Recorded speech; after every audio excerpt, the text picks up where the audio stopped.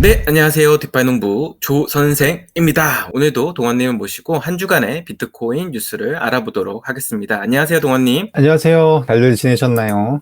이번 한 주 너무 다이나믹했습니다. 매번 힘들다, 뭐 어쩌다 하는데 지금은 별로 아무 생각도 안 듭니다. 방송 시작한 이후로 지금 이번 주가 제가 체감하기로는 제일 음, 힘들었던 주인 것 같습니다. 작년으로 돌아온 것 같아요, 느낌이. 그래서 오늘 동원님하고 어떤 일이 있었는지 한번 짚어보도록 하겠습니다. 지난 이제 한 주는 비트코인이 꽤나 큰 하락폭을 좀 보였었습니다. 5만 3천 불까지 하락한 비트코인이었는데 주된 이유는 바로 독일 정부가 이제 비트코인을 시장에 매도하기 시작했고 마운트 곡스에 이제 묶여있던 비트코인들이 슬슬슬 나온다는 이제 뉴스와 함께 가격이 꽤나 큰 폭으로 하락했었습니다. 동아님이 보시기에는 어떻게 이걸 해석해야 될까요? 일단은 한 달째 하락을 하고 있어요. 가격이. 그리고 지난주에도 다들 아시다시피 63,000불에서 거의 10,000불 정도가 내려갔거든요. 근데 큰 하락이 있었고 원인은 저희가 이제 꾸준히 얘기했다시피 모멘텀이 상당히 줄어들어 있다. 플러스 동현이 말해주신 대로 마운트 곡스, 뭐 독일 정부 물량, 미국 정부 물량이 시장에 쏟아질 수 있다. 실제로 나온 물량은 얼마 안 돼요. 마운트 곡스 같은 경우는 2,000에서 3,000개 정도? 독일 정부 같은 경우도 원래 있었던 지갑에서 총 이동한 양이 한 8,000개 정도 되거든요. 근데 그거 말고는 특별히 뭐 내다 팔았다던가 그런 부분들이 이렇게까지 하락할 정도는 아닌데 어떤 그런 공포감이 좀 작용을 해서 가격이 많이 내려갔다라고 보시면 될 것 같습니다.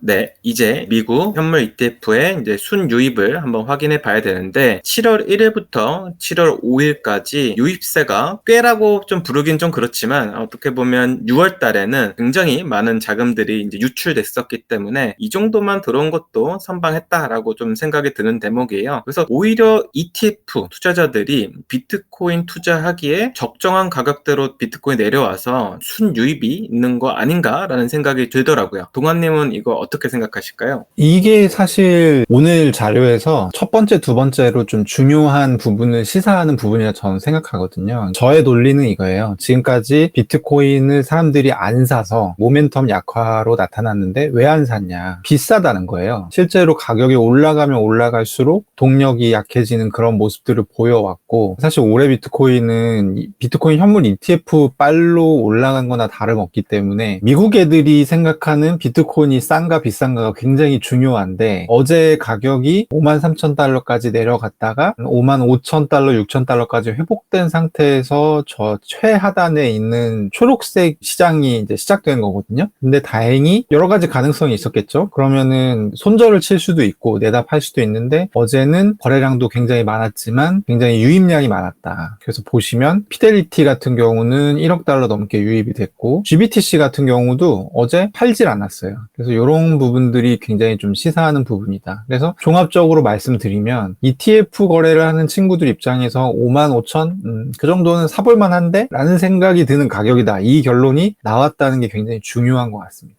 이게 재밌는 게 7월 4일이 미국 증시가 이제 휴장이었습니다. 이때 게르만족이 이제 비트코인을 털어버렸습니다. 결국 ETF에 순유입이 없을 때 시장에 이제 물량을 막 던져가지고 가격을 이제 굉장히 폭락시켜서 비트코인 ETF를 샀던 사람들이 굉장히 힘들게 좀 만들어 놔가지고 꽤나 이게 이슈가 좀 됐었습니다. 그래서 화면에 보시는 것처럼 독일이 계속적으로 기존의 불법 자금으로 사용됐던 비트코인 이제 압수한 물량들을 이제 시장에 이제 던지고 있는 거죠. 그에 따라서 가격이 내려가니까 동안이 말씀하신 것처럼 다시 미국에서 이제 순유입이 조금씩 들어오고 있다. 즉 그들이 원하는 이제 가격대로 왔으니까 좀 기대해 볼 만도 하다라는 좀 결론을 좀 내릴 수 있습니다. 그러면 이 가격을 하락했던 주요 매도세에 대해서 좀 알아볼 필요가 있는데요. 대표적으로 마운트 곡스 물량이죠. 마운트 곡스가 거래소 이제 해킹을 당하고 나서 회사가 이제 파산을 했고 거기서 이제 남은 이제 자산을 이제 분배해야 되는 의무가 있는 것인데 그 물량이 꽤나 많습니다. 화면 좌측 상단에 이제 보시면요. 이 정도 물량입니다. 한 80억 달러 정도 들고 있는데 하나로 하면은 한 10조 원이 넘어가는 금액입니다. 동아님이 보시기에는 이거 언제부터 본격적으로 이제 매도가 나올 거라 생각을 하시나요? 이게 되게 재밌는 부분인데 현재는 80억 달러예요. 근데 원래 처음에 이게 뉴스가 나왔을 때는 90억 달러라고 했어요. 그 사이에 말하자면 10%가 비트코인 가격이 내려가면서 이 물량 가격이 내려간 거예요. 그래서 요거를 얘기할 때는 보통 이제 14만 2천 개의 비트코인이 나오게 되는 거거든요. 그래서 비트코인 개수로 얘기하는 게 좀 덜 헷갈리는 방법이고, 어쨌든 14만 2천 개가 마운틴 곡스의 하덜렛 같은 곳으로 이동을 했다고 봐야 될 것 같습니다. 재밌는 거는 우리가 지금 막 마운트 곡스 물량 나온대 막 해서 이제 시장이 거의 패닉 직전까지 갔잖아요. 근데 14만 2천 개 중에 거래소로 간 것으로 추정되는 물량은 2,700개밖에 안 돼요. 실제로 이게 나오기는 할 물량이긴 한데 본 게임이 시작을 안 했다는 뜻이에요. 그래서 이런 부분들을 조금 알아두시는 게 좋고, 지금 요 장표는 아캄 인텔리전스라고 하는 온체인 분석 기관인데 거기에 홈페이지에 가면 누구나 볼 수가 있거든요. 그래서 트랜잭션도 다 나오니까 어느 거래소에서 어디로 이동했는지를 체크하시면서 대응하시는 게 좋아요. 그리고 또 하나는 마운트 곡스에서 지금 우리가 제일 걱정하는 거는 개인 투자자들한테 가는 물량이거든요. 왜냐하면 기관 투자자들은 OTC를 할 텐데 개인 투자자들은 이거를 각각 자기가 이제 거래소에 갖고 와서 팔 거니까. 근데 착각하시는 부분들이 비트코인 지갑으로 쏴주는 게 아니에요. 이 마운트 곡스에서 개인 투자자들한테 가는 비트코인은 5개 기관으로 가도록 돼 있어요. 그래서 크라켄, 비트스탬프, VC 트레이드, 비트뱅크, 비트고, 여기서 그 사람들한테 나눠줍니다. 우리는 이제 이 거래소로 이동을 하게 될 때 알 수밖에 없다는 거지. 왜냐면 이 5개 기관은 이미 지갑이 트래킹이 돼 있거든요. 그거를 잘 보시는 게 되게 중요하고, 어저께 저도 늦게 잤는데 이렇게 하다가 고민이 들었던 게 뭐냐면, 금요일 갔잖아. 그러면 이 파산관제인이 일본인인데 일본인이 설마 채권자한테 채권 상환을 주말에 할까? 그럼 토요일 일요일에는 물량이 안 나오지 않을까? 그럼 가격이 좀 올라갈 수 있지 않을까? 뭐 이런 생각을 잠깐 할 정도로 시장을 좌지우지하고 있는 요소이면서 저조차도 굉장히 공포에 벌벌 떠는 그런 한 주였습니다.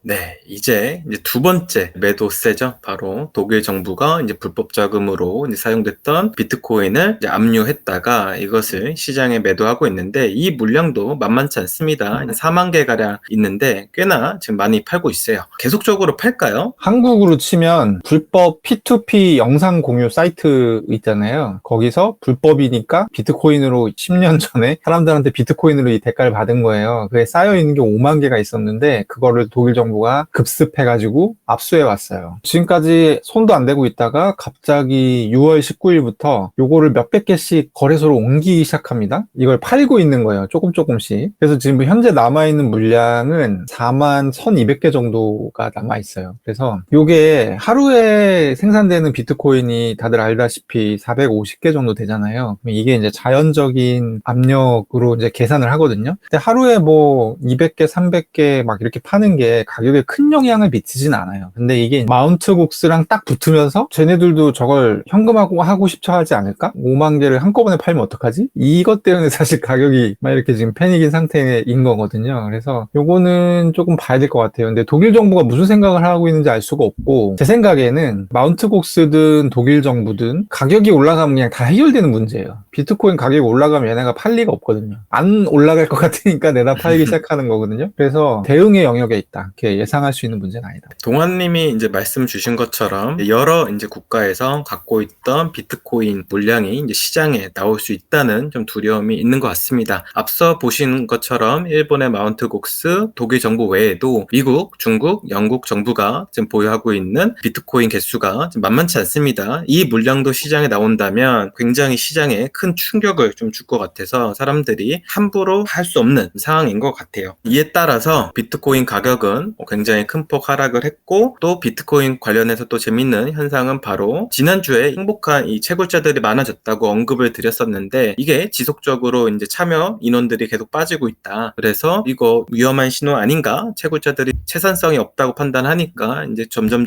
이탈을 해 나가고 있는 것 같은데, 동환님이 보시기에는 이런 기조가 좀 이어질 거라 좀 보십니까? 저는 솔직히 말하면 아주 이어질 것 같지는 않고, 아무래도 데이터로 잡히는 시기가 있고 물건을 내다 파는 거는 되게 실시간으로 이루어지는 현상이라서 시차가 생길 수밖에 없잖아요. 그래서 채굴자한테서 나올 수 있는 물량은 어느 정도 나오지 않았나라는 생각이 들어요. 왜냐면 이게 막 한정없이 나올 수 있는 게 아니라 지네가 갖고 있는 거를 파는 거거든요. 그리고 채굴자가 모두 다 지금 사정이 같지가 않아요. 그러니까 어떤 채굴자는 채굴을 더하기도 하고 있는 약간 그런 상황이라서 이런 거는 조금 봐야 되는데, 전에 여러 가지 약재들을 설명드리면서 사실 지금 시장의 포인트는 공포다. 실제로 물량이 아직 나온 게 아니다라는 말씀드렸잖아요. 똑같아요. 그러니까 비트코인 채굴자들이 이걸 쏟아내면 어떡하지? 라는 공포가 작용하고 있는데, 이 부분이 훨씬 큰 것 같아요. 실제 채굴자들은 한 타이밍 먼저 다 처분했습니다. 이 보면은 지금 해시레이트 드랙 다운이라고 해서 이게 이제 채굴자 항복인데, 채굴자 항복을 하게 되면 해시레이트가 내려가고 채굴자가 갖고 있는 비트코인 잔량이 같이 내려가거든요. 이 현상은 이미 나타났어요. 그러니까 얘네는 이미 판 거야. 그래서 이런 거를 시장에서 지금 제가 보기에 이제 뉴스를 늦게 본 분들이 약간 공포에 질려 있는데, 그렇게까지 걱정할 건 아니다. 네, 이제 비트코인이 가격이 이제 하락하다 보니까 급이 좀 낮아진 위험자산으로 좀 변하기 시작했다라고 동환님이 말씀 주셨는데, 이건 어떤 의미인가요, 동환님? 요 장표를 확대하실 수 있으면 아마 확대해서 좀 보시면 좋을 것 같은데요. 지금 노란색은 비트코인 가격입니다. 일봉을 나타낸 거고요. 빨간색은 S&P 500입니다. 요게 아마 21년 이후부터 지금까지 이렇게 아마 돼 있을 텐데, 거의 뭐 추세적으로는 비슷하게 움직이죠. 근데 갭이 뜨는 구간들이 조금 있습니다. 그래서 보면 이제 아이콘으로 표시한 부분들이 S&P 500이 비트코인 가격보다 좋았던 구간, 여기 하나 빼먹었네요, 중간에. 마치 바둑에 있는 그 집같이 나오는 이런 공간들이 있는데, 이런 부분들이에요. 그래서 제가 보기에는 어떤 식으로 움직이냐면 대체로 비슷하게 움직이는데, 이 갭이 뜰 때는 반드시 갭이 메워집니다. 다시 붙어요. 라인이 어떻게 붙냐? 비트코인 가격이 상승해서 붙든지 S&P 500이 내려와서 붙습니다. 지금 보셔야 될 거는 뭐냐면, 일단 현재를 봐야겠죠. S&P 500은 하늘로 솟구치고 있는데 비트코인은 그냥 쳐박고 있죠. 요게 분기가 되는 요 기점이 올해 5월이에요. 제가 계속 한 달 전부터 모멘텀이 약해졌다가 그 얘기예요. 여러 가지 위험자산이 있고 비트코인 당연히 1군이었는데 지금 비트코인이 2군 강등이 된 것 같다. 그러면 비트코인에 대한 관심도 줄어들고 들어오는 돈도 줄어들고 그렇겠죠. 우리의 관심사 그리고 저의 관심사는 이 두 개 라인이 어떻게 붙을까가 저의 관심사인데, 왼쪽에 있는 돋보기 아이콘처럼 S&P가 다시 내려오면서 붙을 수 있겠죠. 거꾸로 노란 선이 위로 떡상하면서 쫓아가는 형국으로 붙을 수가 있습니다. 요거를 이제 저희가 봐야 되는 거예요. 그래서 이제 어쨌든 중요한 거는 급이 낮아진 위험 자산이고, 이렇게 쪼개진 이유가 아까 이제 제가 오늘 장표에서 굉장히 중요하다라고 말씀했던 부분이 ETF 투자자들의 어떤 투자 심리 이런 부분인데, 비트코인 가격 너무 비싸지 않아? 라는 심리 때문에 이게 쪼개진 것 같다. 근데 어쨌든 55,000달러 현재 수준에서는 그래도 좀 매수세가 들어오더라. 요걸 이제 확인했다. 이렇게 정리할 수 있겠습니다. 저는 개인적으로 이제 비트코인 가격이 내려갔잖아요. 그리고 매도세가 생겨서 내려갔는데, 저번 장하고 조금 틀렸던 느낌은 뭐냐면, 이 시장의 리더들이 나오지 않고 있다. 가격이 내려갈 때마다 시장에 이제 리더들이라 불리는 인물들이 나와서 앞으로의 전망은 어떨 거고 굉장히 좋은 비전을 제시를 하면서 사람들을 굉장히 이제 달래가면서 시장이 이렇게 흘러왔었거든요. 근데 이번에는 뭐 바이낸스의 이제 CG도 얼마 전에 이제 출소해가지고 몸을 좀 사리는 것 같고, 또 기존에 있었던 건물들은 전부 다 지금 잡혀갔었잖아요. 지금 남아있는 거는 이제 저스틴 썬밖에 없다. 믿을 거는 우리 형인 저스틴 썬밖에 안 남았다라고 좀 할 수 있고, 그래도 좀 다행인 건 이 시장의 리더라 불릴 만한 사람이 독일 정부가 갖고 있는 비트코인을 OTC로 좀 사고 싶다라고 하는 개인적인 좀 의견을 좀 밝히기도 했습니다. 이에 따라서 사람들이 굉장히 환호하기도 했거든요. 어떻게 보시나요? 저도 보니까 트위터에서 그런 얘기가 있더라고요. 이 시장을 주름잡던 인플루언서들이 다 죽었다. CG도 그렇고, 이럴 때 보면 마운트복스 이런 거 할 때 옛날 같으면 CG가 나와가지고 퍼드니까 걱정하지 마라 뭐 이런 거 해야 되는데, 지금 아무도 그런 사람이 없잖아요. 근데 이제 저스틴 선이 이걸 사겠다라고 했는데, 이것도 되게 재밌었어요. 사겠다고 한 가격이 얼마냐면 58,000달러였어요. 그러니까 그 가격에 샀으면 저스틴 선은 10%를 까먹고 들어가는 거죠. 물론 이제 돈이 많은 사람이니까 제가 걱정할 건 아니겠지만, 일단은 뭔가 생태계의 리더? 뭐 이런 부분들이 없어진 거 너무 명확한 것 같고, 또 제가 보는 부분은 저스틴 선 같은 고래도 지금 이 일이 어떻게 흘러갈지에 대해서 쉽게 예측 못하는 상황인 것 같다. 그 정도로 정리할 수 있을 것 같습니다. 네. 그리고 이제 오늘 굉장히 안 좋은 얘기들을 많이 했는데 마지막으로 안 좋은 얘기를 조금 더 해야 될 것 같습니다. 그것은 바로 미국에서 SEC가 이제 소송과 또 새로운 또 조사를 시작했다는 뉴스가 있습니다. 저번 주에 말씀드린 것처럼 메타마스크를 이제 개발한 이제 컨센시스 회사를 이제 상대로 이제 소송에 좀 나섰다. 그 이유는 토큰을 고객에게 수신받은 이더리움을 다른 곳에 예치를 해서 수익을 나눠주는 행위 자체가 이제 증권법 위반 아닌가라고 하는 이제 이슈를 제기한 거고요. 두 번째로는 여러 이제 미국에 있는 벤처 캐피탈들이 투자를 했었을 때 이 투자도 사실 증권법에 위배된다라고 하면서 SEC가 이제 레드 플래그를 막 흔들고 있습니다. 동아님이 보시기에는 이 SEC가 진정성을 또 갖고서 이런 조사에 나선 것 같습니까? 이거는 이제 저는 공격이라고 표현하는데요. SEC가 뭐 공격을 한 게 하루 이틀이 아닌데 이번에는 되게 맥을 잘 짚은 게, 그러니까 컨센시스는 메타마스크를 만든 회사죠. 운영하고 있는 회사인데, 그러니까 메타마스크의 어떤 서비스를 문제 삼았냐면요. 메타마스크 스왑이라고 해서 메타마스크를 갖고 있는 사람들끼리 코인을 교환하게 해주는 서비스가 있어요. 그리고 또 하나는 메타마스크에서 직접 리도나 로켓풀 같은 데로 리퀴드 스테이킹을 해주는 그 서비스가 있습니다. 이 두 가지가 증권법에 걸린다라고 했는데, 제가 보기에는 SEC의 이 논리가 굉장히 탄탄하고 제가 보기엔 거의 빼박입니다. 이거 걸릴 것 같아요. 제가 아는 증권법의 정의상으로는. 그리고 이제 메타마스크와 컨센시스가 말하자면 증권 브로커로 신고를 하지 않고 증권 브로커와 똑같은 행위를 했다. 요게 이제 소송의 내용에 주된 내용인데, 그러면 이제 뭐가 되냐면 자연스럽게 메타마스크에서 거래를 한 스테이킹 계약 있죠. 로켓풀과 리도의 스테이킹 계약은 증권이 돼요. 투자 계약 증권이 됩니다. 얘네는 중개 행위를 한 거고, 투자자가 메타마스크를 통해서 한 스테이킹 행위는 투자 증권이 되는데, 그렇게 되면은 저는 이게 어떻게 갈 것 같냐면 결국에 대규모 이더리움 언스테이킹이 벌어지는 사태의 시작으로 갈 것 같아요. 그렇게 되면 시중에 이더리움 물량이 엄청 많아질 수밖에 없으니까 가격이 되게 불안정해질 수밖에 없고, 그리고 이더리움 디파이에서 ST 이더가 굉장히 영향력이 크잖아요. ST 이더는 줄어들 수밖에 없거든요. 언스테이킹이 많아지면. 이제 디파이 시장이 거의 부서진다고 봐야 되고, 밑에 VC 같은 경우는 뭐냐면 지금까지는 SEC가 뭔가 웰스 노티스를 날리고 뭘 하면 프로덕트 위주로 갔어요. 메타마스크가 지갑이니까 야, 지갑 잡자 이렇게 갔는데, 가령 리도나 로켓풀도 아마 제가 보기에는 소송할 것 같은데, 얘네가 이 리퀴드 스테이킹을 하는 원흉들이니까 얘네 잡자 이런 건데, 이 VC를 조진다는 거는 축구로 보면 야, 공 잡지 말고 사람 잡아 이거예요. 그러니까 그 돈이 어디서 나오느냐? 그럼 VC한테 나오거든요. VC는 크립토 투자만 하는 VC도 있지만 그렇지 않은 VC들도 많거든요. 그러면은 야, 씨, 너 웰스 노티스니까 우리랑 한번 좀 굴러볼래? 이러면 이런 사람들은 발을 빼고 싶을 수밖에 없어요, 사실. 그래서 이게 굉장한 위축 효과를 나타낼 수 있다. 특히 디파이 프로젝트들한테. 뭐 일각에서는 보니까 돈을 다 뺄 거다, VC가. 근데 제가 좀 알아본 바로는 VC가 돈을 뺄 수는 없고요. 이미 투자한 돈을. 다음 장부터는 VC 투자가 좀 현저히 줄어들지 않을까, 그렇게 생각을 합니다. 그래서 이 두 가지가 굉장히 중요한데, 사실 앞에 얘기했었던 거는 제가 그랬잖아요. 비트코인 가격이 어느 날 갑자기 비이성적으로 떡상을 하면 다 해결이 되는 문제예요. 근데 이 두 가지는 굉장히 구조적인 문제여서 디파이 투자자들을 굉장히 오랫동안 괴롭힐 것 같다. 유일한 해결책은 바이든이 잘리는 건데, 게리 겐슬러와 함께 SEC가 지금 이 방법을 찾은 거예요. 그래서 SEC가 이걸 못하게 하고 CFTC로 관할권을 전환하는 그런 방법이 제가 보기엔 유일한 것 같은데, 어쨌든 굉장히 좀 저희가 관심 갖고 쳐다봐야 되는 그런 문제라고 생각합니다. 마지막으로 위기를 좀 알아봤으니까 우리한테 남아있는 그럼 기회는 무엇인가 한번 알아보면 좋을 것 같습니다. 첫 번째로 대표적으로는 이제 이더리움 ETF가 이제 7월 달에 승인이 될 것이다 라고 하는 전망들이 블룸버그나 아니면 여러 가지 어떤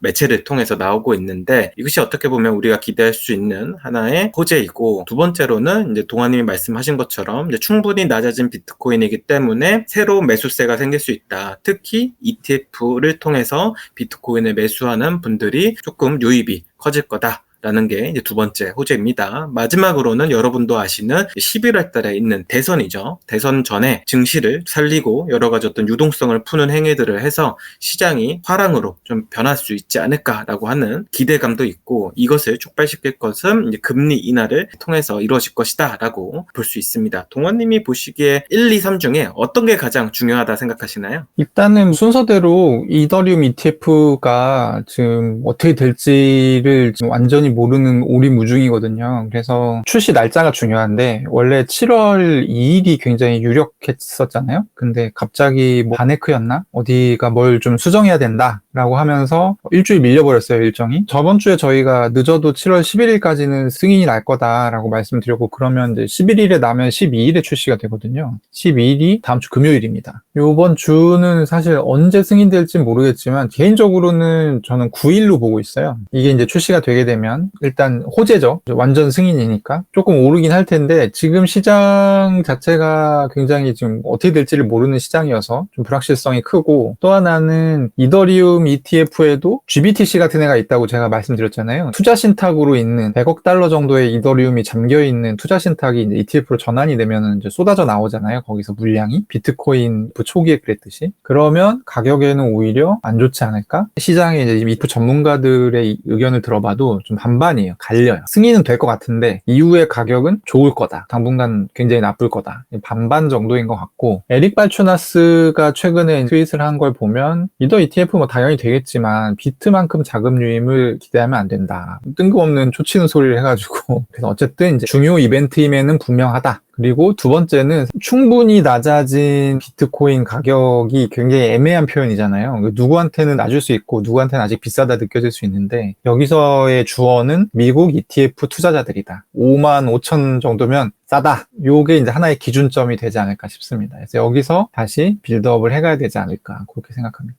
오늘도 동아님하고 이제 한 주간의 이제 비트코인 뉴스를 좀 알아봤습니다. 여러분들도 속이 상하는 분도 계실 거고, 이거를 또 기회로 생각하시는 분도 계실 텐데, 다들 뉴스 열심히 이제 팔로잉 하셔갖고 좋은 성과 있으시길 좀 바라겠습니다. 디파이 농부 조선생은 또 다음 주에도 유익한 컨텐츠로 찾아오도록 하겠습니다. 감사했습니다. 빠이, 안녕. 안녕.